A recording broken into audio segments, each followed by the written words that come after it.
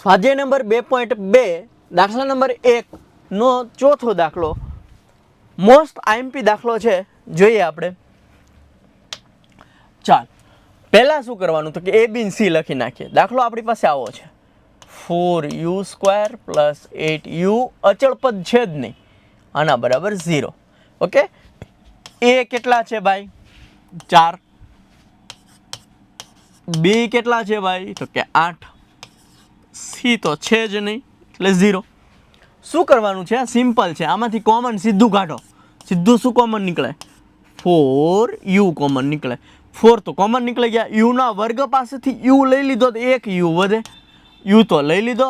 8 પાસેથી 4 લઈ લો, 8 એટલે 4 દુ 8 થાય, એમાંથી 4 લઈ લીધા, વધે શું?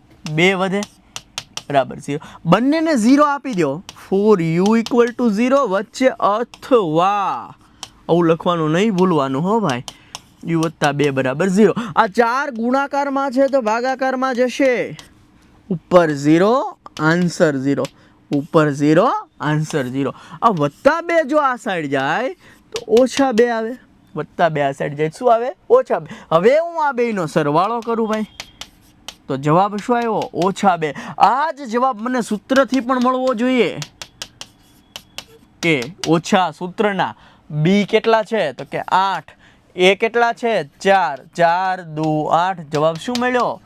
-2. હવે હું આ બંનેનો ગુણાકાર કરું તો જવાબ શું આવ્યો? 0. આ જ જવાબ મને સૂત્રથી પણ મળવો જોઈએ. c શું છે? 0, a શું છે? 4, ઉપર 0 તો આન્સર 0. મોસ્ટ આઈએમપી છે. ઓકે, મોસ્ટ ઇમ્પોર્ટન્ટ છે, પણ ઇઝી પણ આટલો છે. ખાસ આટલું ધ્યાન રાખજો કે શરૂઆતથી જ કોમન કાઢીને દાખલો ગણવાનો છે, બરાબર છે. આશા રાખું છું સમજાણો હશે, મજા આવી હશે. મળીએ છીએ આના પછીના દાખલામાં. ત્યાં સુધી જય હિન્દ, જય ભારત.